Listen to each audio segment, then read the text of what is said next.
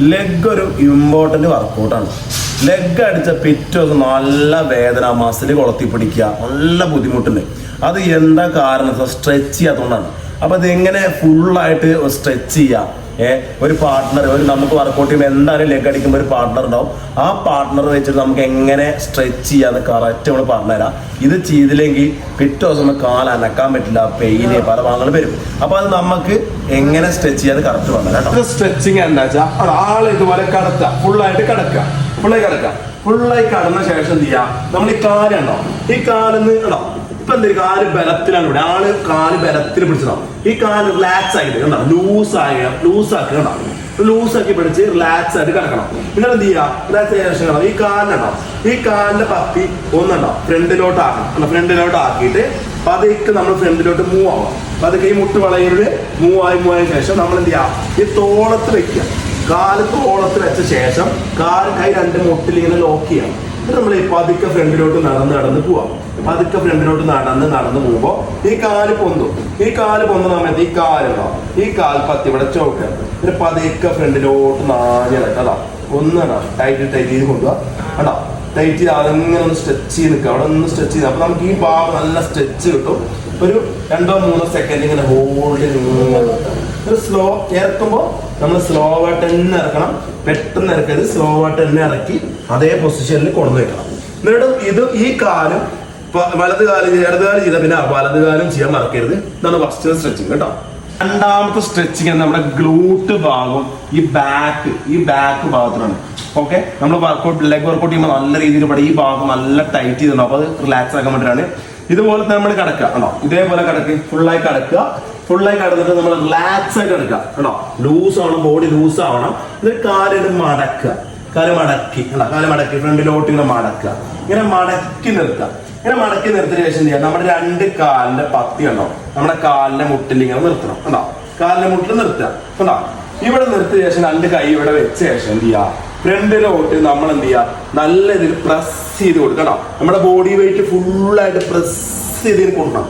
Press ചെയ്ത് കൊടുത്ത ശേഷം ബോഡി ഫുള്ള് ബ്രീത്ത് പുറത്ത്, ഫുള്ള് ബ്രീത്ത് ഔട്ട് ചെയ്ത് നല്ല അമർത്തി ഹോൾഡ് നിർത്തണം കേട്ടോ. പരമാവധി കൊണ്ടുപോകണം കേട്ടോ. റിലാക്സ് ബോഡിയുടെ എടുക്കുക, നല്ല ബ്രീത്ത് എടുക്കുക, ബ്രീത്ത് ഔട്ട് ചെയ്യുക കേട്ടോ. ഒരു 3-4 സെക്കൻഡ് ഹോൾഡ് ചെയ്യുക. അതേപോലത്തെ റിലാക്സ് ചെയ്ത് പതുക്കെ ബാക്കിലോട്ട് കൊണ്ടുവരിക കേട്ടോ. എന്നിട്ട് കാല് ഫുള്ളായി നോട്ടി കൊണ്ടുവരിക. നല്ല രീതിയിൽ ഗ്ലൂട്ടും കിട്ടും, ബാക്ക് കിട്ടും കേട്ടോ. 3ാമത്തെ സ്ട്രെച്ചിങ് ആണ് നമ്മുടെ ഗ്ലൂട്ട്. ഈ തൊടഭാഗത്തിന്റെ ബാക്ക് ആംസ്ട്രിങ് ഒക്കെ വരികയും വേണ്ടിയിട്ടാണ് നമ്മൾ ഇതുപോലെ തന്നെ റിലാക്സ് ആയി കിടക്കുക. കാലുണ്ടോ, റിലാക്സ് ആക്കി നിർത്തുക. കാല് മടക്കി വെക്കുക, കാല് 2 മടക്കി ലെവൽ വെക്കുക. ഈ ലെവൽ മടക്കി വെച്ചാൽ ഈ കാല് മടക്കി ഇതിലോട്ട് ഇങ്ങനെ കയറ്റി വെക്കുക കേട്ടോ. ബോഡി റിലാക്സ് ആയിരിക്കണം. ബോഡി ഇതുപോലെ റിലാക്സ് ആയി കിടന്ന ശേഷം അല്ല ഈ കാലുണ്ടോ, ഈ കാല് നമ്മൾ പതുക്കെ പൊക്കി റിലാക്സ് ആവണം. ബോഡി റിലാക്സ് ആവണം. നമ്മുടെ കണ്ടോ മുട്ടിലിവിടെ കയറ്റി വെക്കണം. എന്നിട്ട് എന്ത് ചെയ്യാ? നമ്മൾ ഈ മുട്ട് കണ്ടോ പതുക്കെ ഫ്രണ്ടിലോട്ട് തള്ളി പരമാവധി തള്ളി കൊടുക്കണ്ട. ആള് കിടന്ന് പൊളയും കേട്ടോ. ഇത് ഈ ഭാഗം എങ്ങനെ ഈ ഭാഗം നല്ല സ്ട്രെച്ച് ആയി കിട്ടും കേട്ടോ. പതുക്കെ പരമാവധി അല്ല കേട്ടോ, ഇങ്ങനെ തള്ളി 2-3 സെക്കൻഡ് ഹോൾഡ് ചെയ്യുക. ഒന്നും കൂടി നല്ല പ്രസ് ചെയ്ത് കേട്ടോ. സ്ലോ ആയിട്ട് ഇറക്കുക കേട്ടോ. ഇതാണ് ഒരു സ്ട്രെച്ച്. പ്രധാനപ്പെട്ട ഒരു മസിലാണ് നമ്മുടെ കാഫ് മസിൽ. അത് നല്ല സ്ട്രെച്ച് ചെയ്തില്ലെങ്കിൽ ഇങ്ങനെ ടൈറ്റ് ഇങ്ങനെ നമുക്ക് ഉരുണ്ട് കയറണല്ലേ, അതില്ലാതെ ആവാനുള്ളതാണ് കണ്ടോ.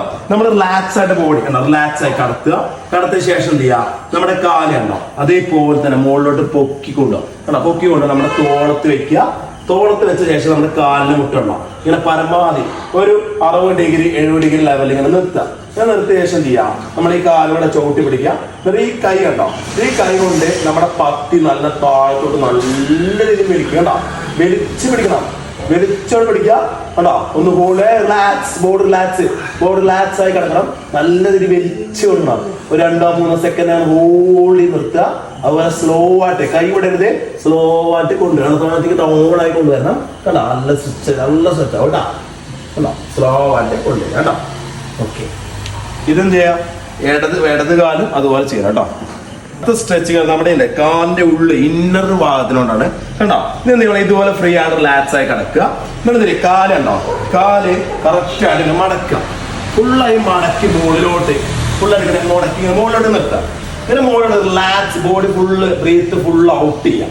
കൈ ഒന്ന് വൈഡാക്കി വെച്ച ശേഷം ഈ കാല് കണ്ട, ഈ കാല് രണ്ട് മുട്ടും കണ്ട പതുക്കെ കണ്ടോ, പതുക്കെ സ്ട്രെച്ച് ചെയ്ത് കൊണ്ടിരണം. കാല് രണ്ടിങ്ങനെ ചേരണം, കാലിന്റെ പത്തിങ്ങനെ ചേരണം.